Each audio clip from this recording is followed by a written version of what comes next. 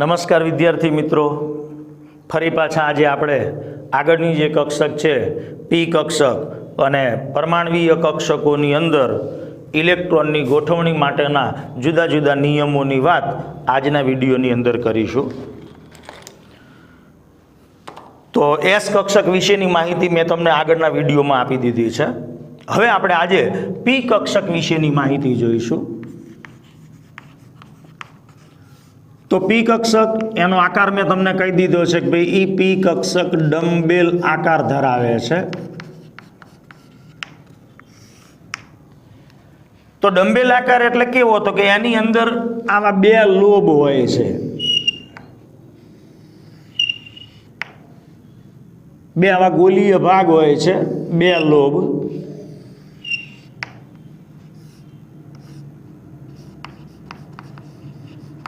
એટલે ગોળ દડા જેવી રચના. આ જે લોબ છે એ લોબ આ પ્રમાણે ગોઠવાયેલા હોય છે અને એના અનુસંધાને એનો આકાર આ પ્રમાણે આપણને ડમ્બેલ આકાર જોવા મળે છે. તો પી કક્ષક એસ કક્ષક એ અદિશ ગુણધર્મ ધરાવતી, પણ પી કક્ષક એ સદિશ ગુણધર્મ ધરાવે છે. કારણ કે પી કક્ષક એ ચોક્કસ દિશાની અંદર ગોઠવાયેલી હોય છે. એસ કક્ષકને તો કોઈ પેટા કક્ષક હતી નહીં, પણ પી ને 3 પેટા કક્ષકો છે.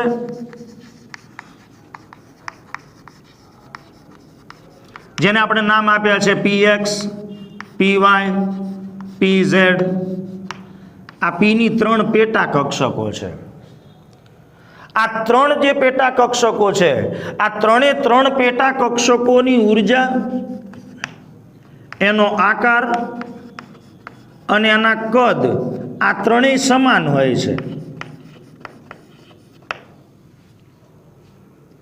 3 પી કક્ષકો જે છે એની પેટા કક્ષકો, એમની ઉર્જા, આકાર અને કદ સમાન હોય છે. હા, એ 3 કક્ષકો એકબીજાથી દિશાની બાબતમાં એકબીજાથી અલગ પડે. કારણ કે પી એક્સ કક્ષક હોય તો એ એક્સ દિશાની અંદર ગોઠવાયેલી હોય, પી વાય હોય તો એ વાય દિશાની અંદર ગોઠવાયેલી હોય, પી ઝેડ હોય તો એ ઝેડ અક્ષ ઉપર ગોઠવાયેલી હોય.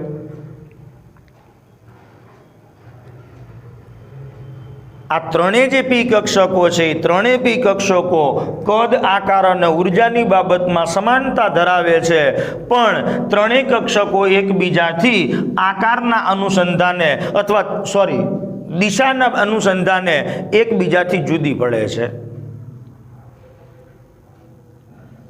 આ પી કક્ષકની અંદર આ જે 2 લોબ છે એ લોબવાળા ભાગની અંદર ઇલેક્ટ્રોન મળવાની સંભાવના હોય છે, પણ એ 2 લોબ જે જગ્યાએ ભેગા થાય છે,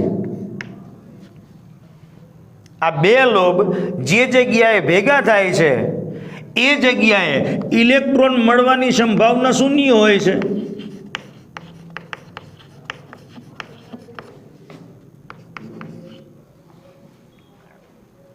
આ 2 લોબ જે જગ્યાએ ભેગા થાય છે ત્યાં ઇલેક્ટ્રોન મળવાની સંભાવના શૂન્ય હોય છે. અને ત્યાંથી કોઈ એક સમતલ પસાર થાય છે. આ લોબ જે જગ્યાએ ભેગા થાય છે કે જ્યાં ઇલેક્ટ્રોન મળવાની સંભાવના શૂન્ય છે, અને એની અંદરથી એક સમતલ પસાર થાય છે, અને એને આપણે નોડલ સમતલના નામથી ઓળખીએ છીએ.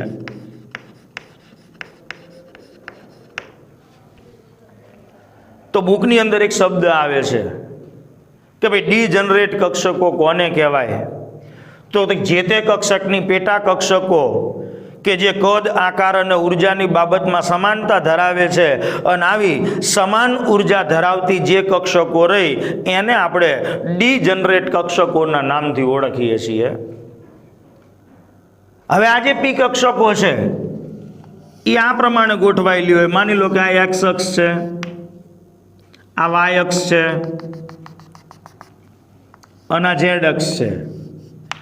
તો પી એક્સ નામની જે કક્ષક રહી એ આ દિશાની અંદર આ પ્રમાણે ગોઠવાયેલી હોય. તો જેને આપણે પી એક્સ કક્ષકના નામથી ઓળખીશું. અને આની અંદરથી આ બે લોબ જે જગ્યાએ ભેગા થાય અહીંયાથી એક સમતલ પસાર થાય કે જ્યાં ઇલેક્ટ્રોન મળવાની સંભાવના શૂન્ય હોય છે. તો દરેક પી કક્ષકની અંદર આવો એક સમતલીય નોડ અથવા નોડલ સમતલ આવેલું હોય છે. એ જ રીતે પી વાય નામની કક્ષક હોય તો પી વાય નામની કક્ષક આ પ્રમાણે આ દિશાની અંદર ગોઠવાયેલી હોય છે. એટલે આ એક્સ, આ વાય, આ ઝેડ, આ પ્રમાણે.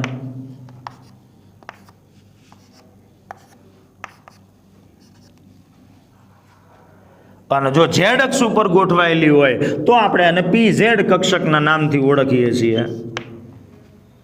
તો આ પ્રમાણે પી કક્ષક એ ચોક્કસ દિશાની અંદર ગોઠવાયેલી હોય છે અને એટલે જ આપણે કહીએ છીએ કે પી કક્ષક એ સદિશ ગુણધર્મ દર્શાવે છે. જેવી રીતે આપણે એસ કક્ષકની અંદર ગોલીય નોડ અને સમતલીય નોડની વાત કરી, એવી જ રીતે પી કક્ષકની અંદર પણ ગોલીય નોડ જો મારે જાણવા હોય તો પી કક્ષકમાં ગોલીય નોડ, તો એનું સૂત્ર છે n-l-1. ગોલીય અથવા તો એને આપણે રેડિયલ નોડના નામથી ઓળખીએ છીએ. તો પી કક્ષકની અંદર ગોલીય નોડની સંખ્યા આપણે એ જાણવી હોય તો એના માટેનું આ સૂત્ર છે n-l-1. અને જો મારે સમતલીય નોડ જાણવા હોય તો પી કક્ષકમાં સમતલીય નોડ એ જાણવા હોય તો એના માટેનું સૂત્ર છે સમતલીય નોડ બરાબર L. તો પી કક્ષક માટે L નું મૂલ્ય હંમેશા 1 હોય એટલે પી કક્ષકની અંદર સમતલીય નોડનું મૂલ્ય 1 આવે.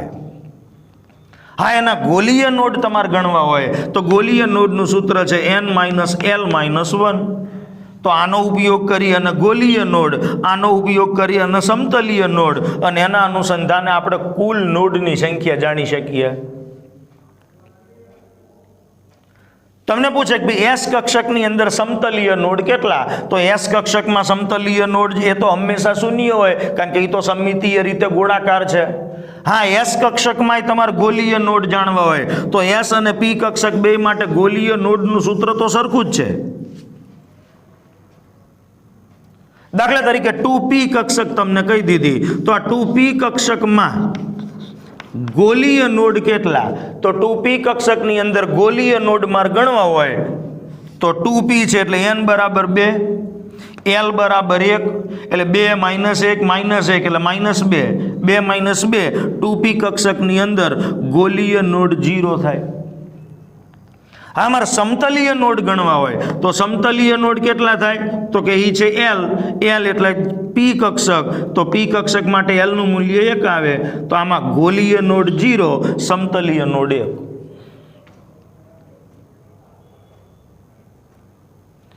એ જ રીતે મને 3p કક્ષક માટે કહે તો 3p કક્ષક માટે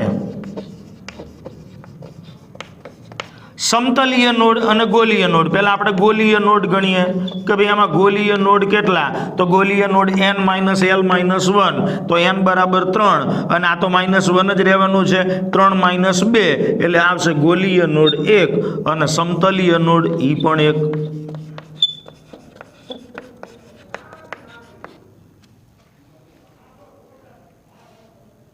તો આ પ્રમાણે પી કક્ષકના અનુસંધાને પણ એની અંદર રહેલા નોડની સંખ્યા આપણે આ સૂત્રનો ઉપયોગ કરી અને મેળવી શકીએ.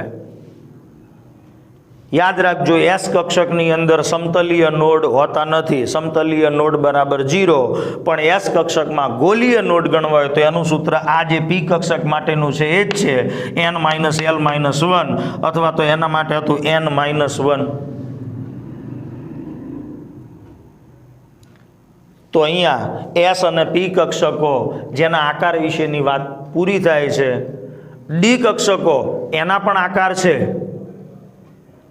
પણ એની આપણે વિગતવાર ચર્ચા ન કરવાને બદલે માત્ર એના નામ યાદ રાખીશું.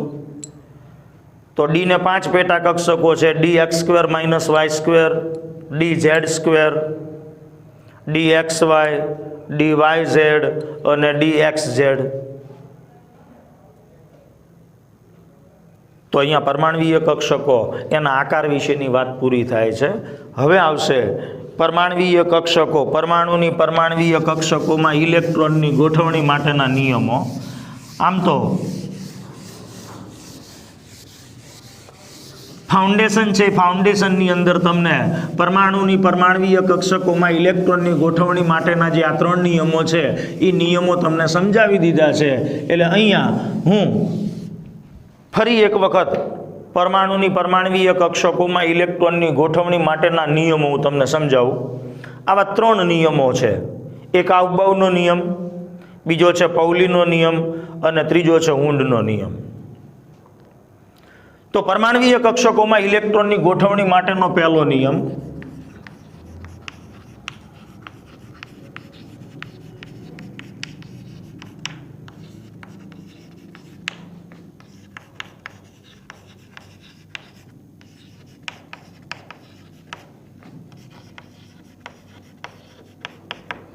એમાં પહેલો નિયમ આવશે આઉફબાઉનો નિયમ.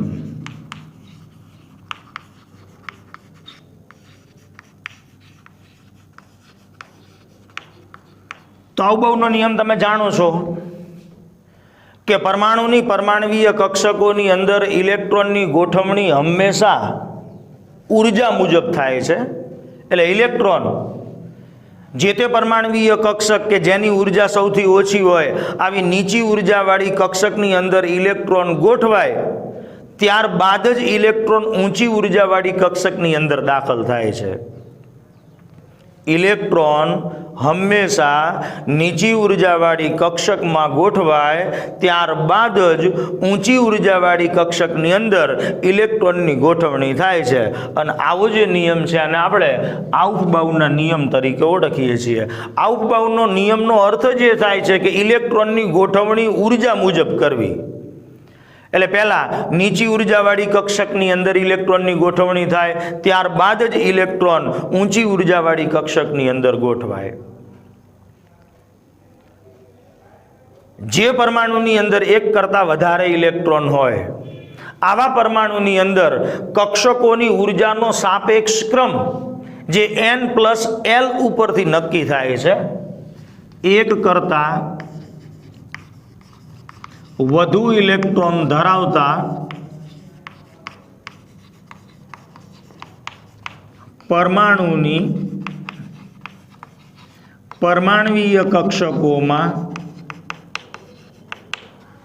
ઇલેક્ટ્રોન જે છે આ ઇલેક્ટ્રોન એક કરતાં વધુ ઇલેક્ટ્રોન ધરાવતા પરમાણુની પરમાણવીય કક્ષકોમાં ઉર્જાનો સાપેક્ષ ક્રમ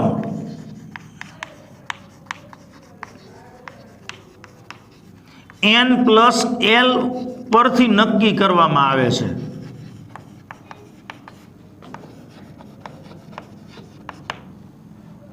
n એટલે મુખ્ય ક્વોન્ટમ આંક અને l એટલે કક્ષકીય કોણીય વેગમાન ક્વોન્ટમ આંક અને બેયના સરવાળા ઉપરથી આપણે પરમાણવીય કક્ષકની ઉર્જા નક્કી કરીએ છીએ. તો એના માટે બે શક્યતા છે કે ભાઈ n+l નું મૂલ્ય જો અલગ અલગ હોય, ભિન્ન હોય, માન લો કે એક પરમાણવીય કક્ષક માટે n+l નું મૂલ્ય 3 છે અને બીજી પરમાણવીય કક્ષક માટે n+l નું મૂલ્ય 4 છે, તો n+l નું મૂલ્ય જ્યારે અલગ અલગ હોય ત્યારે જે n+l નું મૂલ્ય ઓછું હોય એની ઉર્જા ઓછી અને જે પરમાણવીય કક્ષક માટે n+l નું મૂલ્ય વધુ હોય એની ઉર્જા વધુ.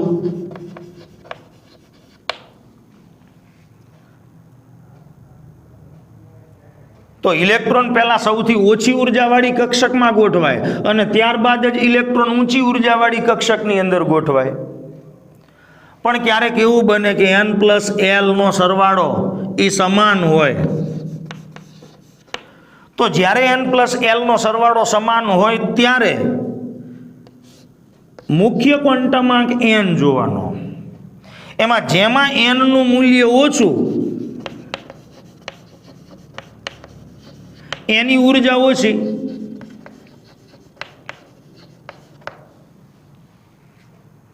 અને જેમાં n નું મૂલ્ય વધુ એની ઉર્જા વધુ.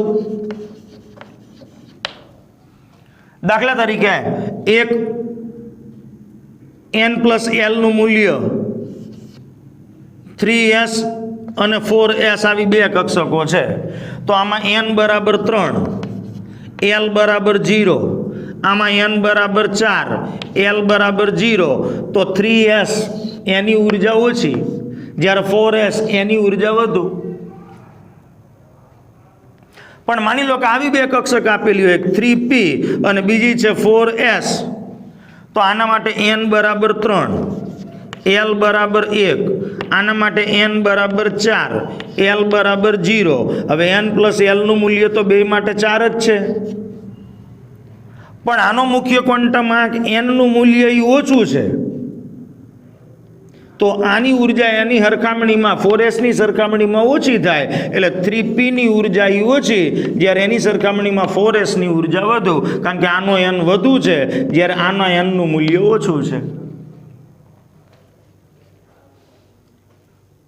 તો આઉફબાઉના નિયમ મુજબ આપણે જે તે કક્ષકની અંદર ઇલેક્ટ્રોનની ગોઠવણી કેવી રીતે કરવી, તો એના માટેનો કક્ષકોની ઉર્જાનો સાપેક્ષ ક્રમ એ તમારી બુકની અંદર આપેલો છે, અને સાથે સાથે તમને ફાઉન્ડેશનની અંદર સમજાવેલું પણ છે કે ભાઈ પરમાણવીય કક્ષકમાં ઇલેક્ટ્રોનની ગોઠવણી કેવી રીતે કરવી. તો આ 1s નામની કક્ષક, પછી આ 2s, આ 2p, ત્રીજી કક્ષામાં 3s, 3p, 3d,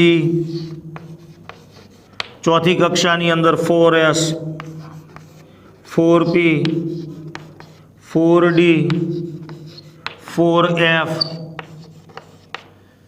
પાંચમી કક્ષાની અંદર 5s, 5p, 5d, 5f, 5g. કારણ કે જેમ જેમ મુખ્ય ક્વોન્ટમાંક વધતો જાય એમ એમ કક્ષકોની સંખ્યા પણ વધે.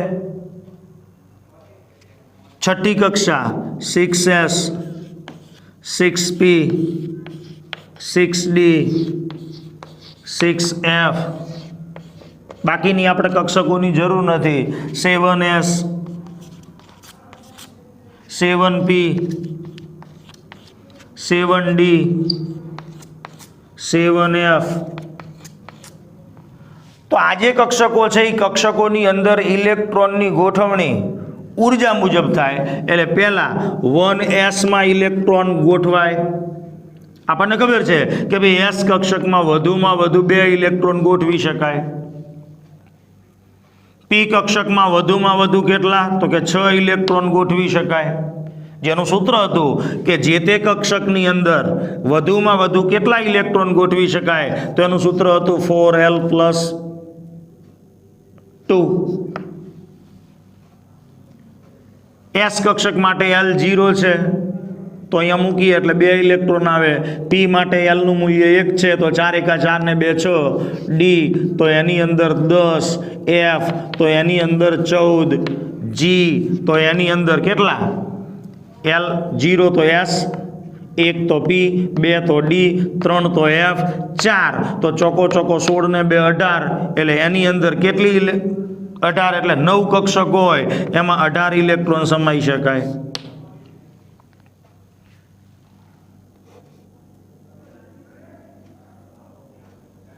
f પેટા કક્ષક કેટલી છે, તો પેટા કક્ષકોની સંખ્યા એનું સૂત્ર આપણને ખબર છે કે ભાઈ પેટા કક્ષકો કેટલી, તો કે 2l+1 આટલી પેટા કક્ષકો છે.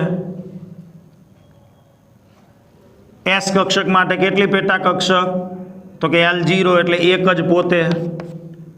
p ને કેટલી પેટા કક્ષક, તો કે 3 પેટા કક્ષક. d ને કેટલી પેટા કક્ષક, તો કે 5 પેટા કક્ષક. f ને કેટલી પેટા કક્ષક, તો કે 7 પેટા કક્ષક. આને કેટલી પેટા કક્ષક યાદ રહેશે, તો કે 9 પેટા કક્ષક. અને એક પેટા કક્ષકની અંદર વધુમાં વધુ 2 ઇલેક્ટ્રોન સમાય.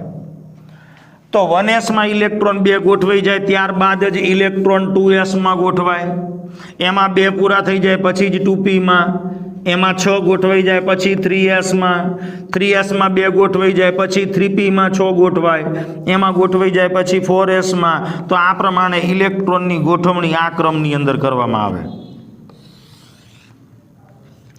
આ પ્રમાણે તો ઇલેક્ટ્રોનની જે ગોઠવણી છે એ ઇલેક્ટ્રોનની ગોઠવણી ઉર્જાના સાપેક્ષ ક્રમ મુજબ, એટલે 1s ની ઉર્જા સૌથી ઓછી, પછી આવે એના કરતાં વધુ 2s, પછી આવે 2p, પછી આવે 3s, પછી આવે 3p, પછી આવશે 4s, પછી આવશે 3d, પછી આવશે 4p, પછી આવશે 5s, પછી આવશે 4d, પછી આવશે 5p, પછી આવશે 6s, પછી આવશે 4f, પછી આવશે 5d, પછી આવશે 6p, પછી આવશે 7s.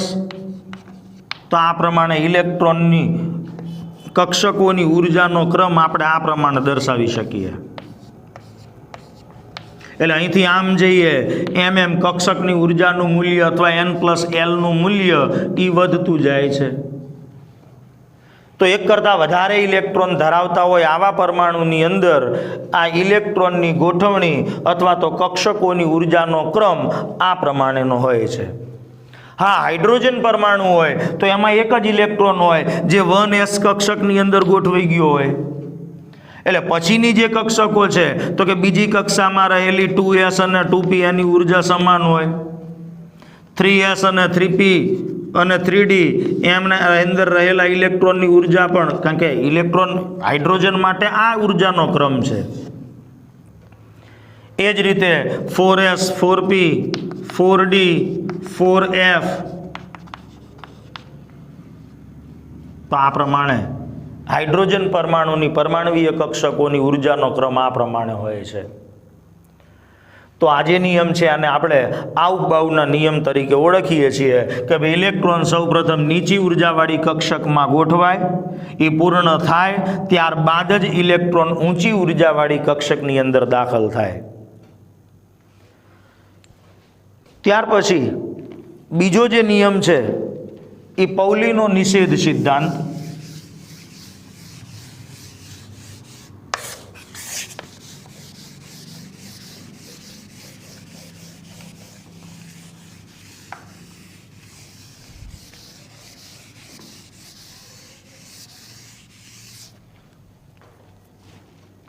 પૌલીનો નિષેધ સિદ્ધાંત.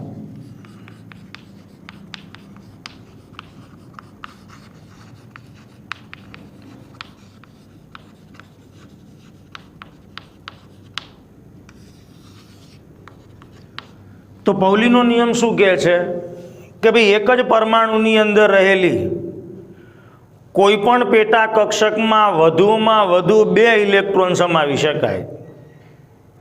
એક જ પરમાણુની જે તે કક્ષકની પેટા કક્ષકમાં વધુમાં વધુ 2 ઇલેક્ટ્રોન સમાવી શકાય. અથવા એને આ પ્રમાણે પણ રજૂઆત કરાય કે ભાઈ એક જ પરમાણુના કોઈ પણ 2 ઇલેક્ટ્રોન, એક જ પરમાણુવીય કક્ષકમાં રહેલા 2 ઇલેક્ટ્રોન એના ચારેય ક્વોન્ટમાંક કદાપી સમાન હોઈ શકે નહીં. એક જ પરમાણુની કોઈ પણ પેટા કક્ષકમાં રહેલા 2 ઇલેક્ટ્રોનના ચારે 4 ક્વોન્ટમાંક કદાપી સમાન હોઈ શકે નહીં. હા, 3 ક્વોન્ટમાંક સમાન હોઈ શકે. એક જ પરમાણુમાં રહેલી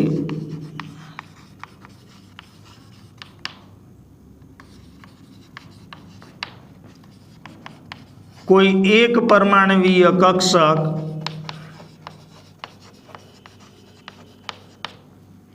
માં રહેલા 2 ઇલેક્ટ્રોન એના ચારેય ક્વોન્ટમાંક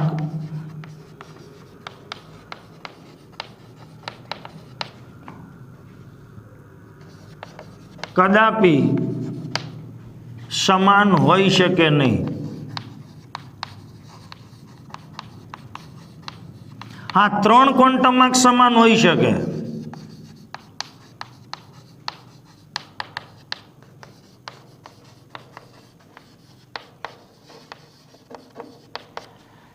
દાખલા તરીકે 2s નામની કક્ષક છે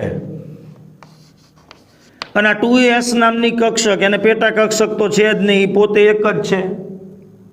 તો એની અંદર 2 ઇલેક્ટ્રોન જે છે એ 2 ઇલેક્ટ્રોનની ગોઠવણી આ પ્રમાણે થાય છે. તો આ 2 ઇલેક્ટ્રોન એક જ પેટા કક્ષકમાં રહેલા 2 ઇલેક્ટ્રોનના ચારે ક્વોન્ટમમાં કદાપી સમાન ન હોય. ચલો આ ઇલેક્ટ્રોન માટે આપણે ગણવું છે તો n બરાબર કેટલા, તો કે મુખ્ય ક્વોન્ટમ આંક 2 છે એટલે n બરાબર 2. l બરાબર કેટલા, તો કે s કક્ષક છે એટલે l બરાબર 0. m નું મૂલ્ય કયું, તો કે s કક્ષક છે એટલે m નું મૂલ્ય તો 0. સ્પિન ક્વોન્ટમ આંક એનું મૂલ્ય કેટલું, તો કે આ જો ઘડિયાળના કાંટાની દિશામાં હોય તો સ્પિન ક્વોન્ટમ આંકનું મૂલ્ય +1/2. પણ આ ઇલેક્ટ્રોન માટે તો કે એ ઘડિયાળના કાંટાની વિરુદ્ધ દિશામાં છે એટલે -1/2. જે આપણે આગળ નિયમ જોઈએ છીએ એના અનુસંધાને આ વાત અહીંયા આવી જાય છે. હવે આ ઇલેક્ટ્રોન માટે n નું મૂલ્ય કેટલું, તો કે એ તો 2 જ છે. l નું મૂલ્ય કેટલું, તો કે s કક્ષક છે એટલે 0 અને l 0 એટલે m તો 0 જ. તો 3 ક્વોન્ટમ આંક તો સમાન હોઈ શકે પણ ચોથો ક્વોન્ટમ આંક ક્યારેય સમાન ના હોય એક જ પરમાણવીય કક્ષકની પેટા કક્ષકમાં. માની લો કે હું 2px લઈ લઉં તો 2px ની અંદર પણ 2 જ ઇલેક્ટ્રોન આવવાના છે. 2py હોય તો એની અંદર પણ 2 જ ઇલેક્ટ્રોન આવવાના છે. તો પરમાણવીય કક્ષકની પેટા કક્ષકમાં રહેલા આવા 2 ઇલેક્ટ્રોન એના ચારે ક્વોન્ટમમાં ક્યારેય સમાન ના હોય. છેલ્લો ક્વોન્ટમ આંક તો એકબીજાથી અલગ પડે છે કારણ કે એક ઇલેક્ટ્રોનની સ્પિન ઘડિયાળના કાંટાની દિશામાં હોય તો બીજા ઇલેક્ટ્રોનની સ્પિન ઘડિયાળના કાંટાની વિરુદ્ધ દિશામાં હોય. ક્યારેય આવી ગોઠવણી હોતી નથી આ પ્રમાણેની. આ ખોટું છે. તો એના માટે થઈ અને આપણે ત્રીજા નિયમની વાત કરીશું. તો આ જે નિયમ છે પૌલીનો નિષેધનો સિદ્ધાંત, આ નિયમની મદદથી આપણે કોઈ પણ કક્ષકની અંદર વધુમાં વધુ કેટલા ઇલેક્ટ્રોન સમાવી શકાય એ આપણે જાણી શકીએ. દાખલા તરીકે s કક્ષક છે તો એને પોતે એક જ પેટા કક્ષક છે, એ પોતે એક જ, બીજી કોઈ પેટા કક્ષક હોતી નથી. p કક્ષક તો એને 3 પેટા કક્ષક છે. d કક્ષક એને 5 પેટા કક્ષક છે. તો એક પેટા કક્ષકની અંદર વધુમાં વધુ 2 ઇલેક્ટ્રોન સમાય તો s કક્ષકમાં કુલ કેટલા ઇલેક્ટ્રોન, તો કે 2 ઇલેક્ટ્રોન સમાય. p કક્ષકમાં તો કે 6 ઇલેક્ટ્રોન સમાય, d માં તો કે 10 સમાય, f માં તો કે 14 સમાય. તો પૌલીના નિષેધ સિદ્ધાંતનો ઉપયોગ કરીને આપણે એક જ પરમાણુની અંદર કોઈ પણ એક પેટા કક્ષકની અંદર વધુમાં વધુ 2 ઇલેક્ટ્રોન સમાવી શકાય અને આ 2 ઇલેક્ટ્રોનના ચારે ક્વોન્ટમ આંક ક્યારેય સમાન હોઈ શકે નહીં. 3 ક્વોન્ટમ આંક સમાન હોઈ શકે. તો કોઈ પણ કક્ષકમાં રહેલા વધુમાં વધુ કેટલા ઇલેક્ટ્રોન આપણે સમાવી શકીએ એ આપણે આ નિયમનો ઉપયોગ કરીને જાણી શકીએ. ત્યાર પછી ત્રીજો અને છેલ્લો નિયમ આવશે એ છે હુન્ડનો નિયમ, મહત્તમ સ્પિન ગુણકતાનો નિયમ.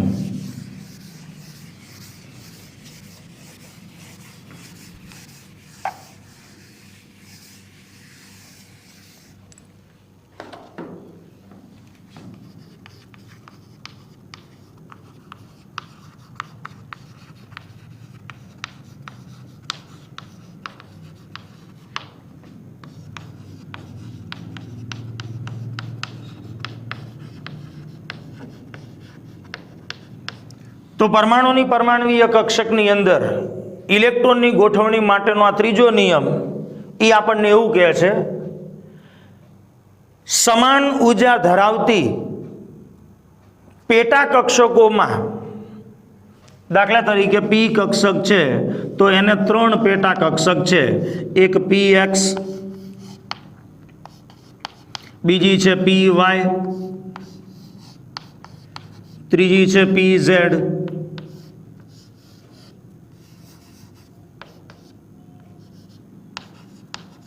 ડી કક્ષક છે તો એને જુદી જુદી 5 પેટા કક્ષકો છે. dz², dxy, dyz, dzx અથવા xz અને છેલ્લી એ છે dx² y².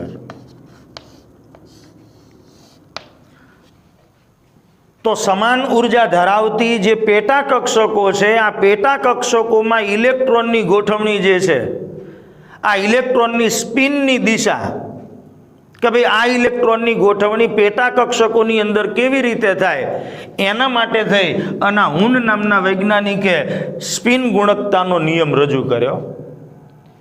એણે એવું કીધું કે ભાઈ સમાન ઉર્જા ધરાવતી કક્ષકોમાં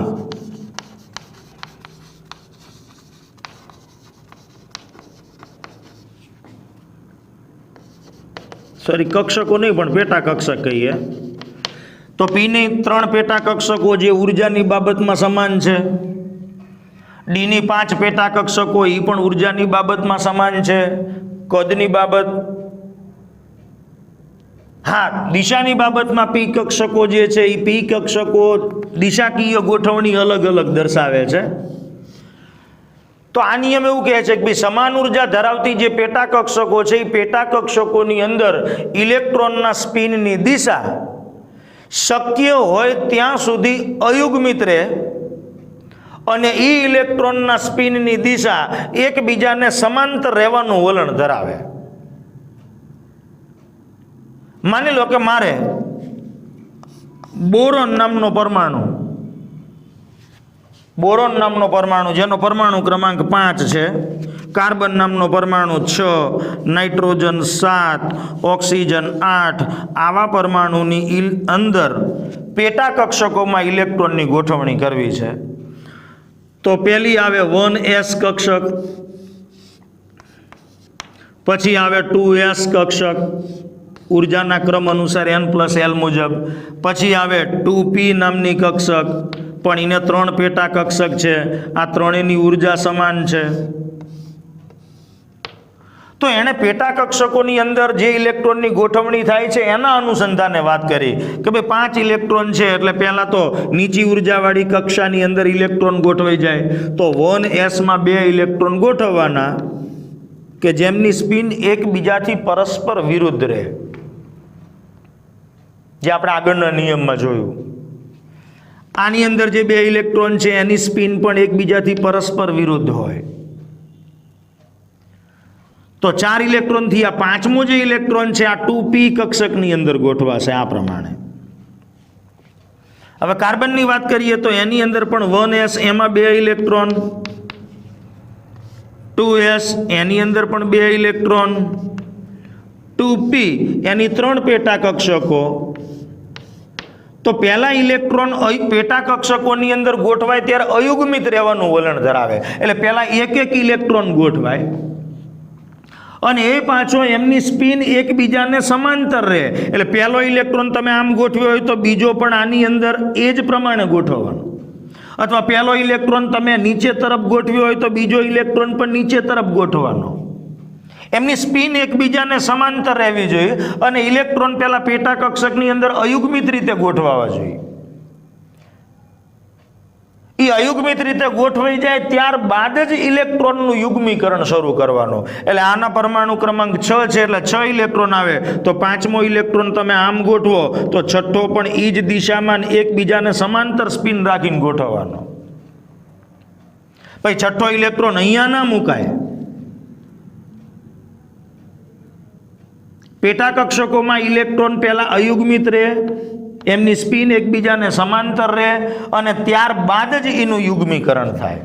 માની લો કે નાઇટ્રોજન છે તો 1s માં 2 ઇલેક્ટ્રોન એ તો આ પ્રમાણે ગોઠવવાના જ, એ ભરાઈ જાય પછી બીજી એના કરતાં વધુ ઉર્જાવાળી કક્ષકની અંદર ઇલેક્ટ્રોન ગોઠવાય. હવે 2p ની અંદર મારે કેટલા ઇલેક્ટ્રોન ગોઠવવાના તો કે 3 ઇલેક્ટ્રોન ગોઠવવાના. તો પહેલા એક ઇલેક્ટ્રોન અહીંયા આ પ્રમાણે, ના તમને એમ થાય કે મારે નીચે તરફ સ્પિન રાખવી તો કંઈ વાંધો નહીં, તો બીજા ઇલેક્ટ્રોનની સ્પિન પણ નીચે, ત્રીજાની સ્પિન પણ નીચે.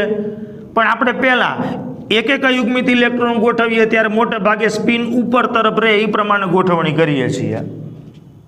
આ એ સાચું જ છે. હવે ઓક્સિજનની આપણે વાત કરીએ તો એમાં 8 ઇલેક્ટ્રોન છે, એટલે 1s માં 2 આ પ્રમાણે ગોઠવાય, 2s માં 2 ઇલેક્ટ્રોન એ પણ આ પ્રમાણે ગોઠવાય. હવે 2p ની અંદર મારે પેટા કક્ષકમાં 4 ઇલેક્ટ્રોન ગોઠવવાના છે, તો હું આ પ્રમાણેની ગોઠવણી કરું તો એ તદ્દન ખોટી છે, કારણ કે ત્યાં મેં આ હુંડના નિયમનું ખંડન કર્યું છે.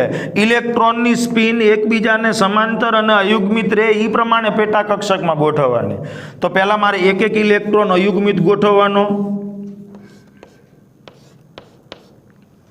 હવે ચોથો ઇલેક્ટ્રોન છે એને મારે આની અંદર મૂકવાનો અને એની સ્પિન આના કરતા પાછી વિરુદ્ધ. તો આ પ્રમાણે પેટા કક્ષકોની અંદર ઇલેક્ટ્રોનની ગોઠવણી કેવી રીતે કરવી, તો કે ઇલેક્ટ્રોનની સ્પિન એકબીજાને સમાંતર રહે એ પ્રમાણે ગોઠવવી અને પહેલા પેટા કક્ષકમાં ઇલેક્ટ્રોન અયુગ્મિત રહે એ પ્રમાણે ગોઠવણી કરવી અને ત્યારબાદ જ ઇલેક્ટ્રોનનું યુગ્મીકરણ કરવું. તો પરમાણુની પરમાણવીય કક્ષકમાં એની પેટા કક્ષકમાં ઇલેક્ટ્રોનની ગોઠવણી કેવી રીતે કરવી એના માટે થઈને આપણે આ હુંડના નિયમની વાત કરી. તો અહીંયા તમારો જે પાઠ છે પરમાણુનું બંધારણ એ અહીંયા પૂરો થાય છે. કેટલાક જે પ્રશ્નો આવે છે એના અનુસંધાને હું અહીંયા તમને એક સૂત્ર આપું છું જે તમારે યાદ રાખવાનું અને એનો ઉપયોગ કરીને પણ અવારનવાર પરીક્ષાની અંદર દાખલાઓ પૂછવામાં આવે છે અથવા તો MCQ પૂછવામાં આવે છે. તો અહીંયા જુદા જુદા પરમાણુની જે કક્ષાઓ છે, પહેલી કક્ષા એ પહેલી કક્ષાનું કેન્દ્રથી અંતર અથવા તો પહેલી કક્ષાની જે પરમાણુવીય ત્રિજ્યા છે એ ત્રિજ્યા, બીજી કક્ષાની ત્રિજ્યા. તો આવા એક ઇલેક્ટ્રોન ધરાવતા જે પરમાણુઓ છે, આવા એક ઇલેક્ટ્રોન ધરાવતા જે પરમાણુઓ છે એમની પરમાણુવીય ત્રિજ્યાની આપણે વાત કરીશું. તો એના જે ચોક્કસ આંકડા છે એ ચોક્કસ આંકડા તમારે યાદ રાખવાના છે. દાખલા તરીકે હાઇડ્રોજન પરમાણુ, તો હાઇડ્રોજન પરમાણુ એનું આ પરમાણુ કેન્દ્ર, આ એની પહેલી કક્ષા, આ એની બીજી કક્ષા, આ એની ત્રીજી કક્ષા. તો પહેલી જે કક્ષા છે એ કક્ષા એના માટેની વાત તો આપણે આગળ થિયરીમાં કરેલી જ છે કે ભાઈ પરમાણુવીય ત્રિજ્યા કેન્દ્રથી પહેલી કક્ષા સુધીનું માપ કેટલું, તો કે એ જે માપ હતું એમાં આપણે મૂલ્ય લખ્યું હતું 0.529 એંગસ્ટ્રોમ. તો આ આંકડાકીય માહિતી તમારે યાદ રાખવાની છે. બીજી જે છે એનું મૂલ્ય છે 2.116 એંગસ્ટ્રોમ. ત્રીજી જે કક્ષા છે એનું પરમાણુ કેન્દ્રથી અંતર એ છે 4.761 એંગસ્ટ્રોમ. તો હાઇડ્રોજન પરમાણુ માટેની વાત થઈ. એવી જ રીતે હિલિયમ પ્લસ નામનો આયન હોય જે એક ઇલેક્ટ્રોન ધરાવે છે, તો આ એનું પરમાણુ કેન્દ્ર, આ એની પહેલી કક્ષા, આ એની બીજી કક્ષા, આ એની ત્રીજી કક્ષા. તો એની જે પહેલી કક્ષા છે એ પહેલી કક્ષાનું કેન્દ્રથી અંતર એટલે પહેલી કક્ષાની ત્રિજ્યા, તો એનું જે મૂલ્ય છે એ છે 0.2645 એંગસ્ટ્રોમ. બીજી જે છે એનું મૂલ્ય છે 1.058 એંગસ્ટ્રોમ અને ત્રીજી જે છે એનું મૂલ્ય છે 2.3805 એંગસ્ટ્રોમ. તો આ હિલિયમ પ્લસ આયન માટેનું છે. એ જ રીતે બેરેલિયમ હોય તો બેરેલિયમ +3 હોય તો એ બેરેલિયમ માટે, તો એના માટે આ એનું પરમાણુ કેન્દ્ર, પહેલી કક્ષા, બીજી કક્ષા, ત્રીજી કક્ષા. તો પહેલી કક્ષા એનું મૂલ્ય છે 0.132 એંગસ્ટ્રોમ કેન્દ્રથી અંતર. બીજી કક્ષા એ છે 0.529 એંગસ્ટ્રોમ. ત્રીજી તો એ છે 1.190 એંગસ્ટ્રોમ.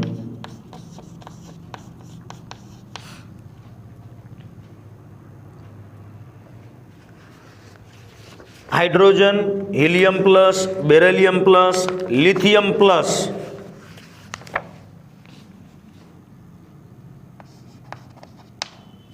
તો લિથિયમ તો લિથિયમ માટે તો કે લિથિયમ +2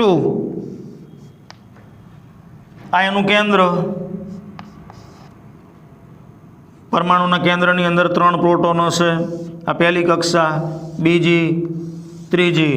તો લિથિયમ માટે પહેલું મૂલ્ય છે 0.1763 એંગસ્ટ્રોમ, બીજું જે મૂલ્ય છે એ છે 0.7063, ત્રીજું જે મૂલ્ય છે એ છે 1.587.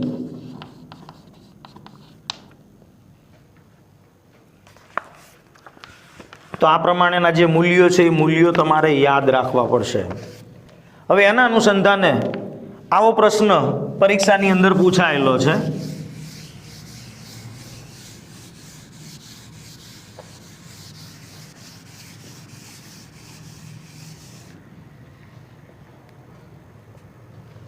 તો ત્રિજ્યા એનું સૂત્ર હતું આપણી પાસે Rn = A0 × n²/z.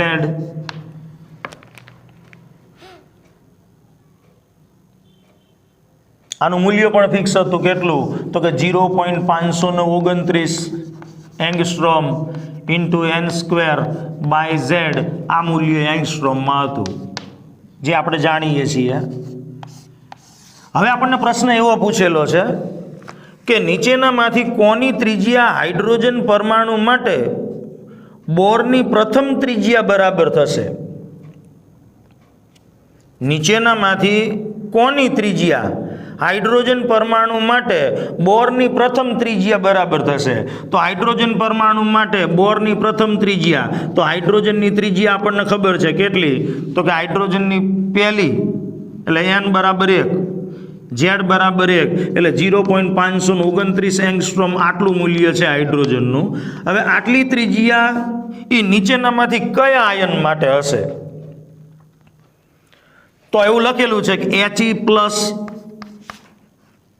એની બીજી કક્ષા માટે, બીજું લખ્યું છે Li+2 એની બીજી કક્ષા માટે, ત્રીજું લખ્યું છે Li+2 એની ત્રીજી કક્ષા માટે, ચોથું લખ્યું છે બેરિલિયમ+3 એની બીજી કક્ષા માટે. હવે આ મૂલ્ય આપણને હાઇડ્રોજનનું 0.529 એંગસ્ટ્રોમ છે. તો આવું મૂલ્ય ક્યાં છે? તો કે બેરિલિયમ+3 એની બીજી કક્ષા માટે છે. હવે કેવી રીતે? તો એનું આપણે કેલ્ક્યુલેશન કરીએ એટલે આપણને ખબર પણ પડી જાય. તો બેરિલિયમ+3 માટે આપણે એની ત્રિજ્યા ગણવી હોય તો Rn બરાબર બેરિલિયમ માટે બેરિલિયમ+3 તો સૂત્ર આ છે 0.529 × n²/z. ચલો n બીજી કક્ષા છે બેરિલિયમ+3 ની, તો 2 નો વર્ગ 4 થાય એટલે n નો વર્ગ 2 નો વર્ગ 4, અને બેરિલિયમ એનો પરમાણુ ક્રમાંક એ પણ 4 છે, તો z = 4 એટલે 4 4 કેન્સલ થઈ જાય. તો બેરિલિયમ+3 ની બીજી કક્ષાની જે ત્રિજ્યા આવે એટલી જ ત્રિજ્યા હાઇડ્રોજન પરમાણુની પહેલી બોર કક્ષા જેટલી થશે. તો આ જે આંકડા છે એ આંકડા તમારે યાદ રાખવા પડે. તો એના ઉપરથી તમે એમની પરમાણુવીય ત્રિજ્યાની અથવા તો કેન્દ્રથી જે તે કક્ષાના સાપેક્ષ અંતરની રજૂઆત કરી શકો. તો અહીંયા આપણું આ જે ચેપ્ટર છે એ ચેપ્ટર પૂર્ણ થાય છે. સ્વાધ્યાયની અંદર જરૂર જણાઈને બાકી રહેતા હોય એવા પ્રશ્નોની ચર્ચા આપણે આગળના વિડીયોની અંદર કરીશું. ત્યારબાદ જ આપણે નવું ચેપ્ટર શરૂ કરીશું. નમસ્કાર.